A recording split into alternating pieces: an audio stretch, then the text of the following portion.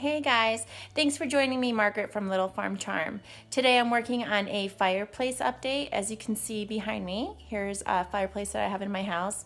When we bought this house, I was not a big fan of this red brick with the white mantle, so we're going to kind of make it more my feel, kind of farmhousey. So I'm going to try to kind of whitewash the brick, and I'm going to change the mantle part into a faux wood look. So I'm going to try this new technique called a German schmear, if any of you have heard of it.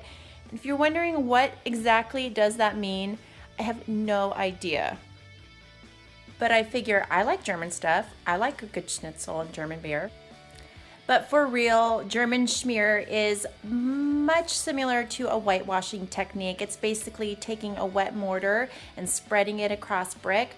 I'm not using mortar today. I am going to use a chalk paint technique. So stick with me if you want to learn more. So here I am filling in the grout lines with some white chalk paint by Rust-Oleum. What you want to do is get it in the grout really nice and thick, as you can see. And then you basically want to take a paintbrush and then do one swoop across the brick. And then you can see I'm using a spackle blade right there and just kind of rubbing it across the blade one more time to give it that nice distressed vintagey look.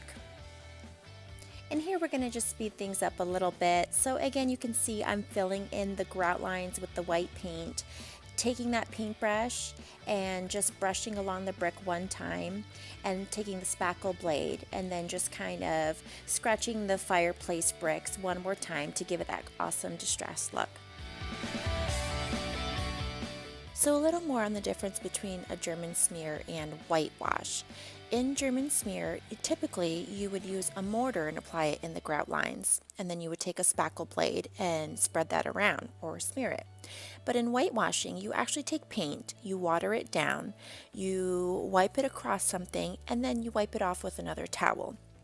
I am using chalk paint here, but I'm not smearing it off. I'm actually just trying to blend it in a little bit and make it distressed look with a spackle blade.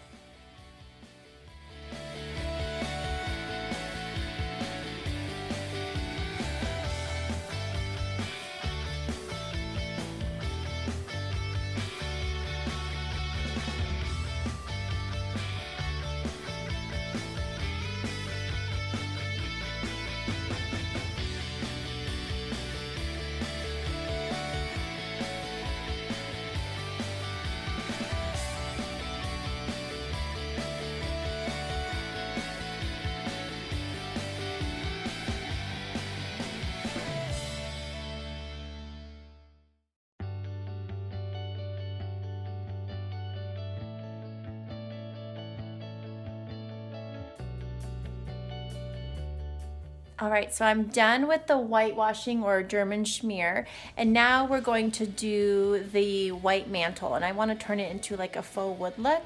So what I'm going to do here is first we have to scuff it up with a sandpaper, and then I'm going to use some primer. And this primer here by Zinsser is really awesome because you can use this with water-based or oil-based paints. And then we're going to cover, on top of the primer, we're going to put a gel stain. Now, if any of you have used gel stain, you know it's an oil-based paint. So this is awesome because it can go either way. So let's get to work. Before applying the primer, I did scuff up the surface just a little bit with some rough sandpaper. And then this primer is just a tiny bit tinted cream, so you can see it when you're applying it on something. And I love this primer because it's nice and durable. So I just finished the primer on the mantle, and now we're going to make it look like a faux wood look. And by doing that, we're going to use gel stain. And like I said, this is an oil-based paint. The thing about gel stain is it kind of looks like fudge. You don't want to mix it too much around or anything. It's really thick, and it's a really good way to kind of create a wood look without having to sand something down all the way down to bare wood. Now, I think gel stain is not the easiest thing to work with. It covers like a paint, but it kind of looks like a stain.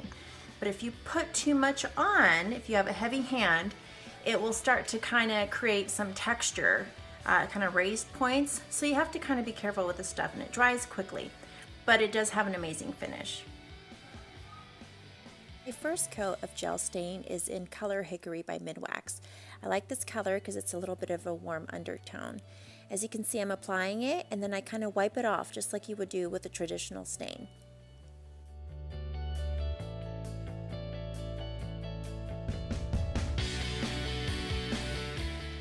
Here I'm applying some more of the gel stain in certain areas just so it starts to mimic real wood. Just like wood has different textured areas and you can see grain and knots, you want this to look like it too. So I'm being selective where I put the gel stain. Let it sit on a little bit longer this time to kind of dry that way, and just wipe it down softly and carefully.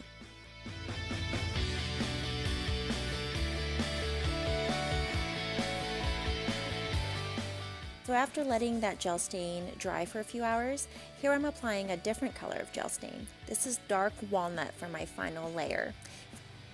Okay guys, that's a wrap. Here's the finished product.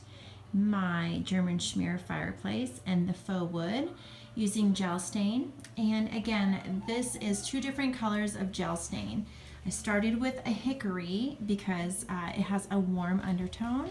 And then I finished off with a walnut gel stain color to give it that dark, rich color.